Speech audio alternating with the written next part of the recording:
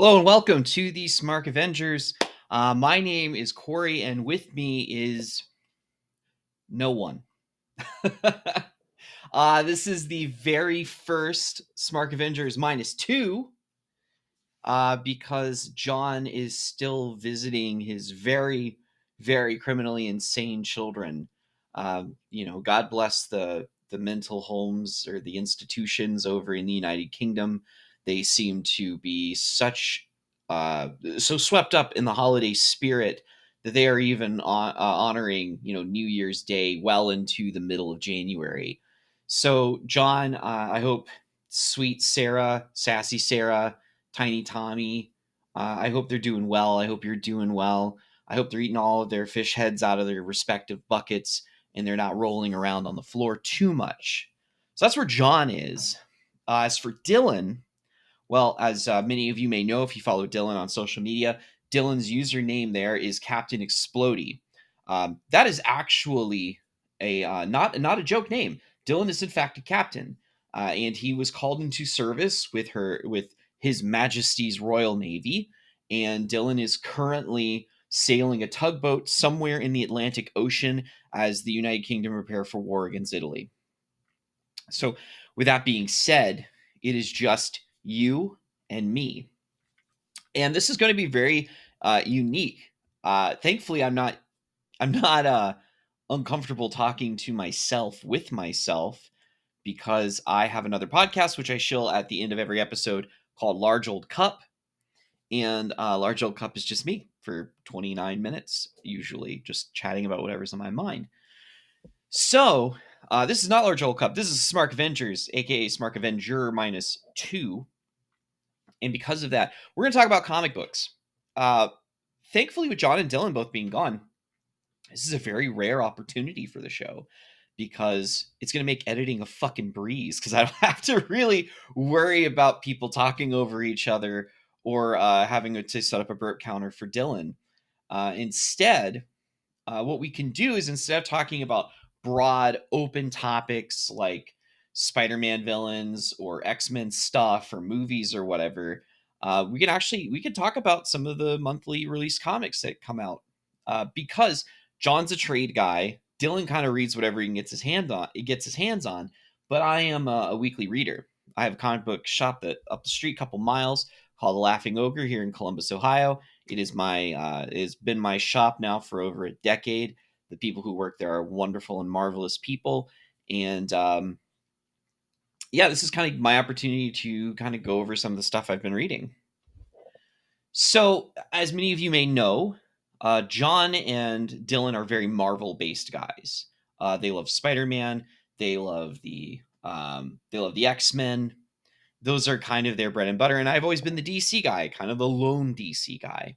So I'm always in a place of educating Jon and Dylan about what's going on in Batman or Superman or Green Arrow or Nightwing or any of the those comics that are coming out there. Now, mind you, I am not actually going to talk about superhero comics for the most part today.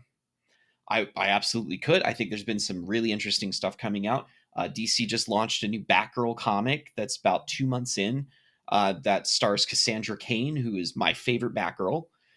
There is also a Two-Face comic that I read the first issue of, and like that's fucking insane to think there's a Two-Face comic out there.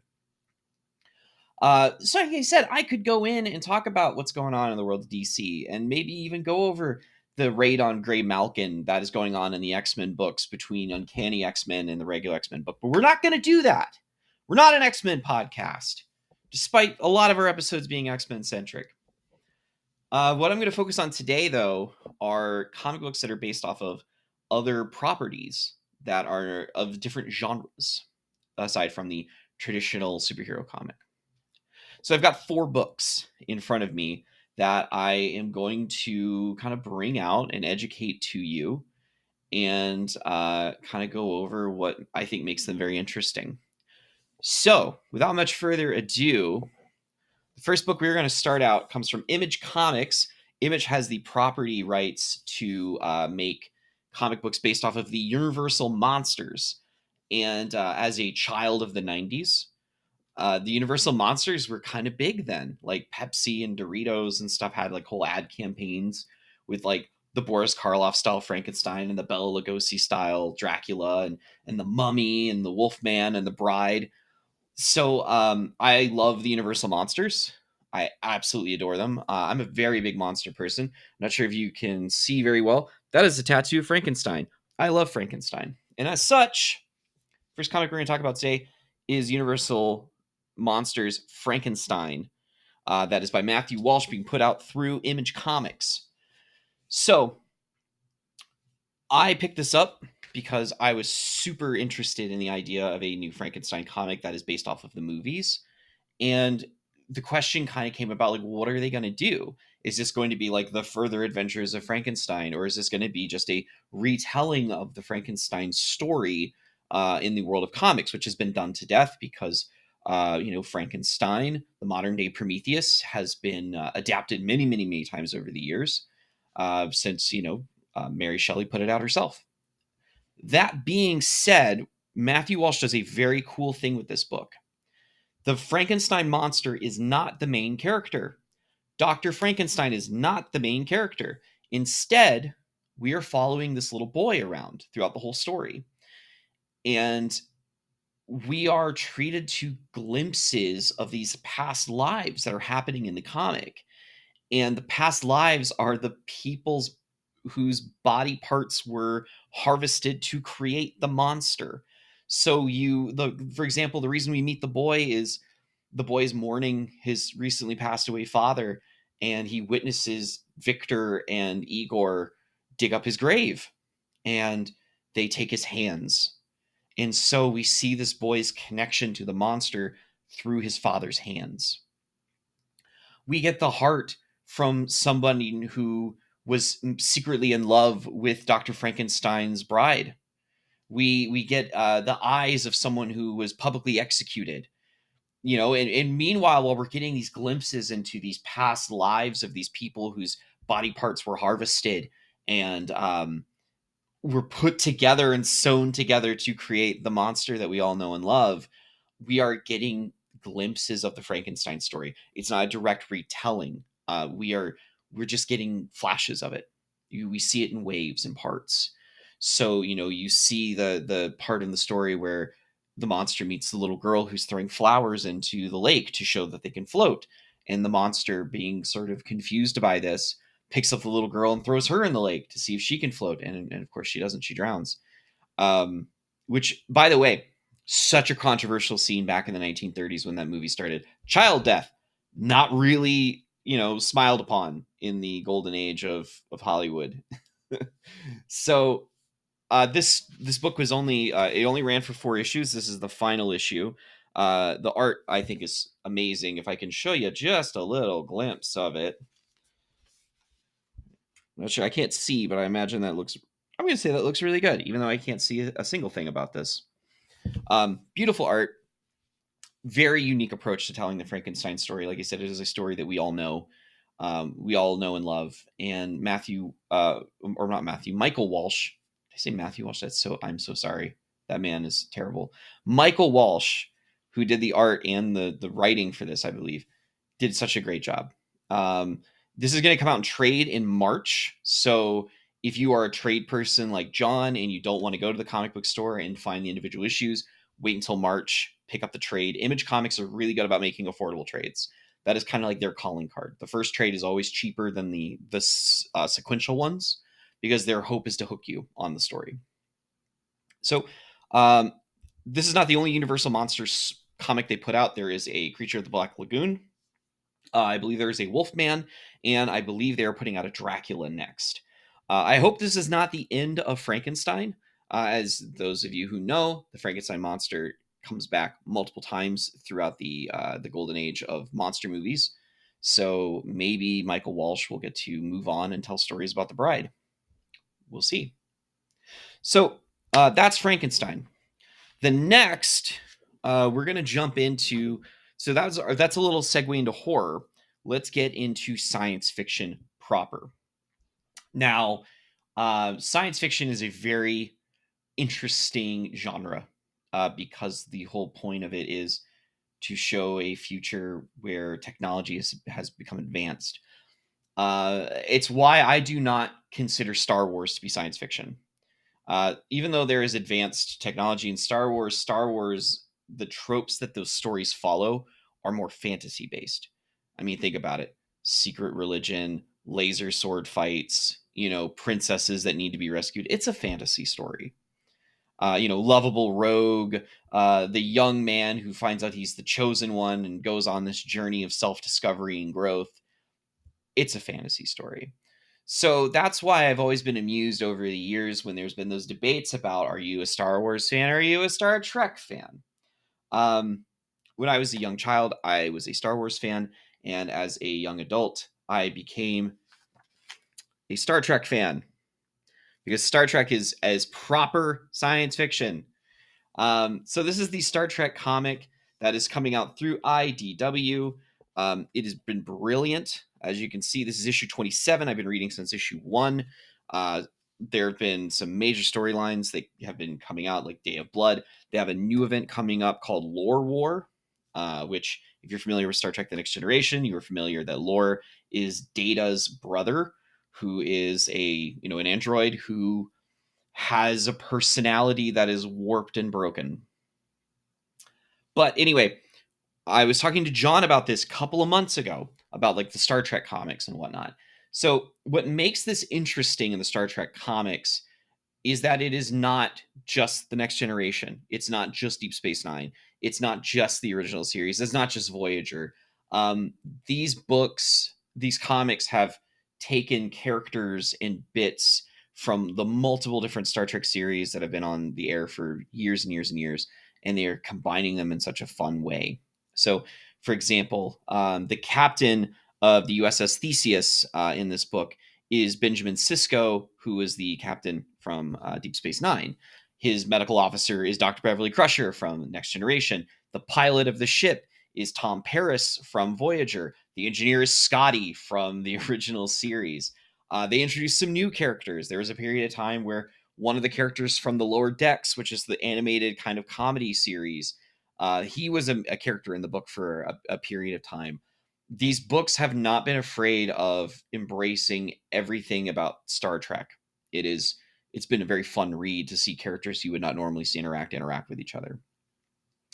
So this book has mainly been about Benjamin Sisko. If you're not familiar with Benjamin Sisko, a very large plot point is he is considered an emissary for the prophets, which are these sort of space gods for the Bajoran people, and it was a major plot line of the entirety of Deep Space Nine. So he is still very much tied to the prophets. The prophets are still, being very cryptic with him, leading him in directions, not giving him the whole truth. And, he's just trying to do Star Trek stuff, He's trying to save worlds. He's trying to save people. He's trying to act with diplomacy. He's trying to navigate tricky situations with creative problem solving. And it's been very enjoyable. There've been some very interesting original characters that have been introduced. They follow up on some previous old plot lines, and like you said, there's a big event comic coming up. Big event coming up in this book and the next book we're going to talk about that is very much based on around Lore, who has basically ascended to godhood and has been rewriting history.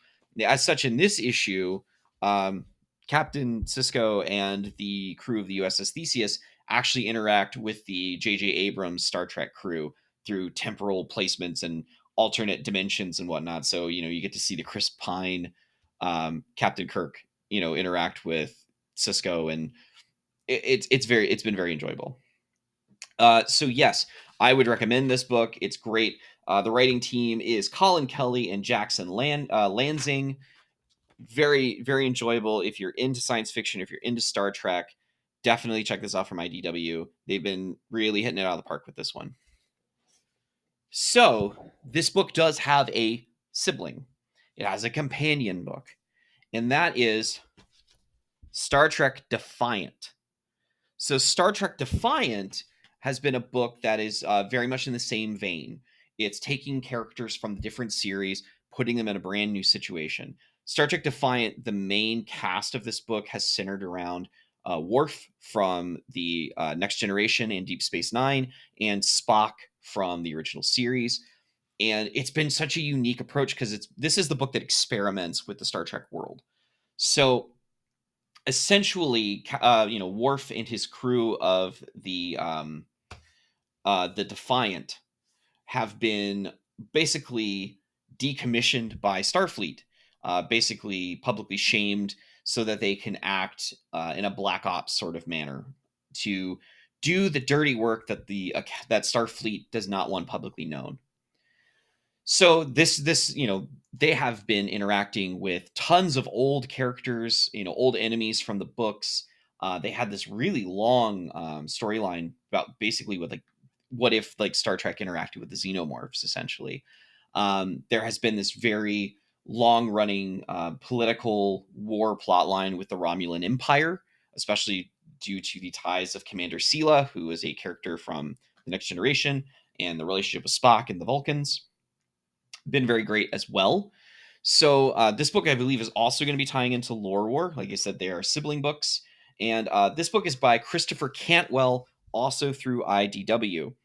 So my recommendation for Star Trek Defiant is going to be very much the same manner of, if you like science fiction, if you like Star Trek, by all means give this a shot. Also, if you want to see someone do very non-traditional Star Trek things with the world of Star Trek, definitely give this a shot. This book has definitely been more morally gray. Worf has had to make hard decisions. He's had to make strange bedfellows. It also saw the return of Hugh the Borg, who doesn't love Hugh the Borg? He's great. We all love him. He's fantastic. And additionally, in this book, Chief Miles O'Brien from Deep Space Nine and Dr. Julian Bashir popped up recently. So, like I said, the rest of the crew, you have Bailana from Voyager. There've been some interesting characters that were brought in. Lore was actually a member of this team when the book first launched. I've also been reading this one since issue 1 as well. So it's on issue 21 now. Yeah, I can't get enough of it. I think IDW is doing fantastic things with the Star Trek property. And, you have the very traditional book with very big stakes. And then you have this book, which is experimenting with the Star Trek world in ways that I don't think we've ever really seen before. So that's my recommendation for IDW. Definitely check out the Star Trek books. IDW is a fantastic publisher. They get to deal more with intellectual property than other books do. So they put out GI Joe comics, they put out Transformers comics. I think they put out like a My Little Pony comic. Pretty much if it's a toy line or an old TV series or something like that, IDW is going to have the rights to make comics. And even if you think that those books wouldn't be good because they're intellectual property, like from TV and movies, it's actually been fantastic. So I've read some Transformers books from there. Not really a Transformers guy, so I didn't stick with them very much. But again, I think what they've been doing with Star Trek has been fantastic. And if you're a Star Wars person, I'll go ahead and direct you to Marvel, because Marvel Comics has the rights to Star Wars via their acquisition of the Fox properties. Marvel puts out Star Wars comics all the time. There have been books starring Darth Vader and original characters like Dr. Aphra. There have been Boba Fett books. There have been Mandalorian books. There have been, I think recently they announced a Kylo Ren book for all intents and purposes. So Marvel's been doing great with that. Marvel also has the rights to the Alien properties and to the Predator properties.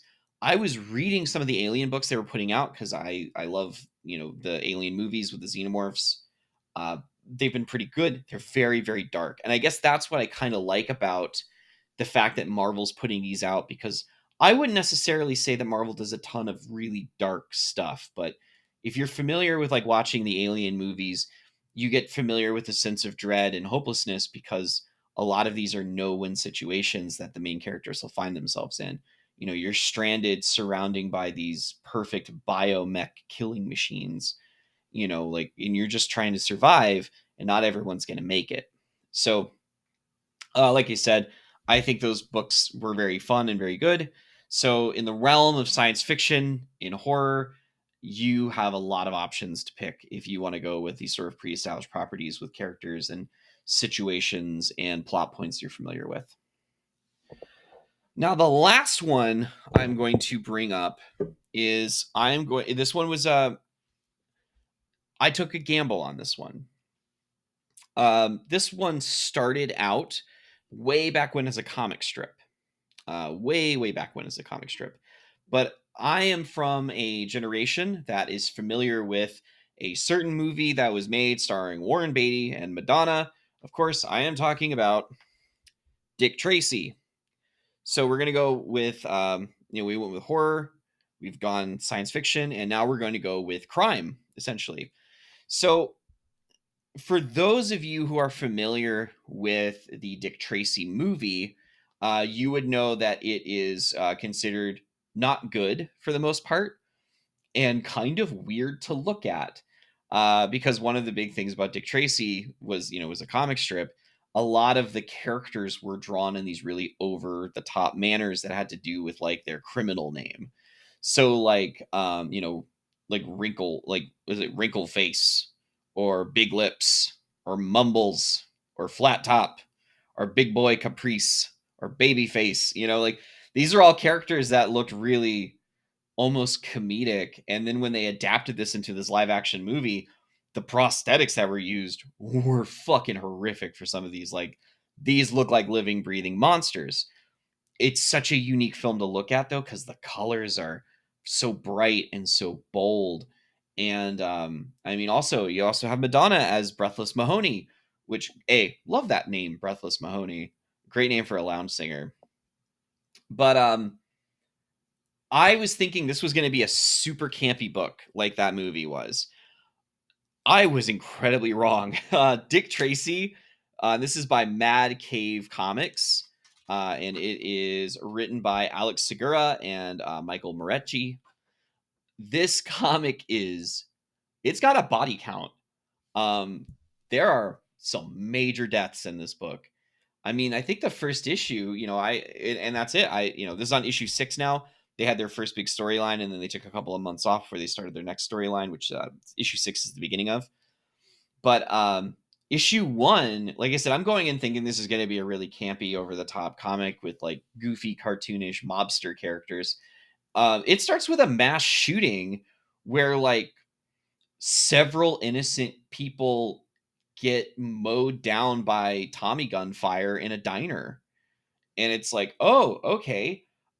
They set the pace on that one. Like that was a very purposeful opening scene in this comic to be like, hey, if you remember the movie from the early 90s or late 80s, whenever it came out, this is not going to be like that. Dick Tracy is also a returning war hero in the comic, and he is coming back to the city and going into being a detective. And there have been some like PTSD-esque flashbacks, and he definitely comes across as hardened a little bit. I mean, he's still somebody who believes in justice, in the truth, and doing the right thing, but like he's a little fatalistic.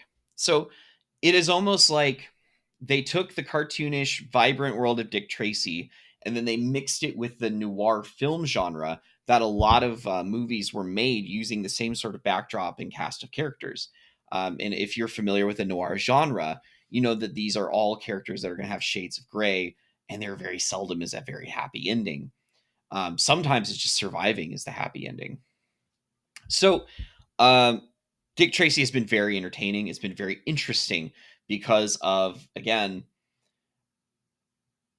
my expectations were completely subverted. I was not anticipating a hard crime book where named characters are getting killed. Like, Mumbles, who was played by Dustin Hoffman in the movie, he gets killed, I think, in the same comic he gets introduced in. I'm like, oh shit, that is surprising to say the least. Yeah.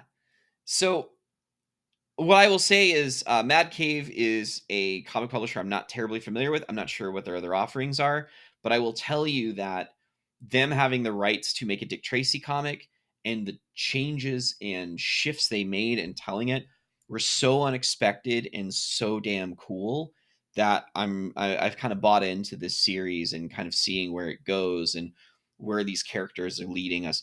Plus, they just introduced Breathless Mahoney and the Blank in this story, and if you're familiar with the movie, you know what the twist is. I'm kind of curious if they're going to follow through with that in the comic or if they're going to take their own spin on it. Maybe they will, maybe they won't. We will find out. So, this will likely be a very short episode of the Smark Avengers. Like I said, it's just me talking. And I'm so used to doing this for Large Old Cup. I don't want to go on these long rants and tangents, but I did want to offer something that was a little different and a little unique. And that is, coming to you with some comic recommendations that aren't superheroes and they're not necessarily Marvel or DC, but these other publishers out there that put out great books that you may not know about because when people think comic books, they think Marvel and they think DC. They think Batman and they think Spider-Man. They think Superman and they think Captain America. And it's worth taking the risk every now and then on finding something interesting and weird.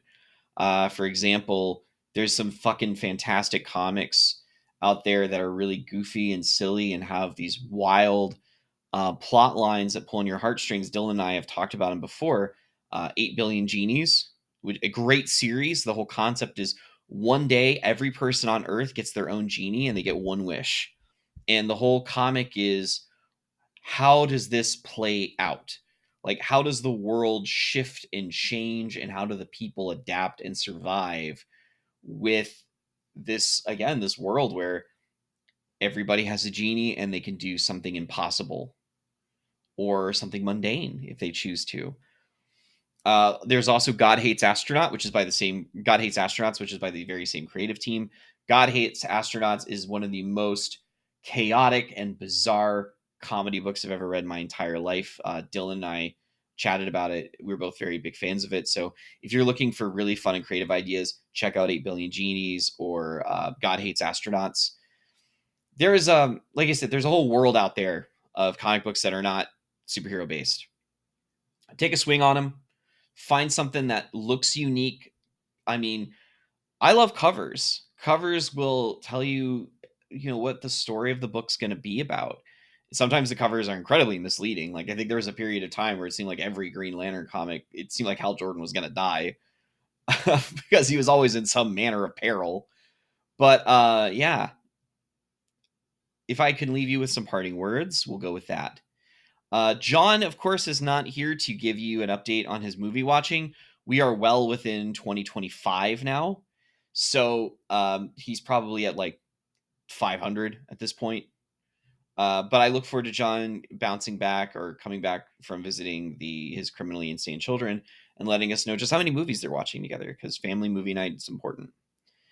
And in addition to that, Dylan is out there with Explodey Plays, his YouTube channel. There's been talk of, putting out a music channel as well that I hope he does and that I get an opportunity to contribute to. Additionally, Dylan has a book of short stories you can find on Amazon, which I believe is called The World of Captain Explodey. I probably got the title wrong, but remember, this is a veteran. He is serving in His Majesty's Royal Navy. So, respect the troops and the sailors and the people manning those tugboats. As for me, I've name dropped it a couple of times. Definitely check out Large Old Cup. It's a stream of consciousness podcast. It's very similar to this. It's just me talking at you for 29-ish minutes about something that I find interesting or something that has happened in my life recently. There's no video component, so you can't see the enthusiasm on my face. But I assure you it's usually there. Of course, you're watching the video version of this on YouTube, or you're listening to the audio version of this on Spotify. If you're curious what the other one's like, swap them around. Because, yeah, I would love to see us in the year 2025 really reach out and get some new followers and expose ourselves to the world so they can kind of see the bizarre, interesting, weird takes that three lifelong friends have had over 20 years of friendship and our strange dynamics of interacting. So we're going to end this just like Large Old Cup because Dylan is not here and Jon is not here to give us the regular witty banner, aka them going, hello. I'm going to tell you all that I hope you're being recklessly brave. I hope you're being delusionally confident. And I hope you're doing for self out there and enjoying yourself. So until next time, I hope you just enjoy yourselves. Read some comics, have fun, get out there, do stuff. It's you only get to live for a short period of time. It's a microcosm. Enjoy it. Goodbye.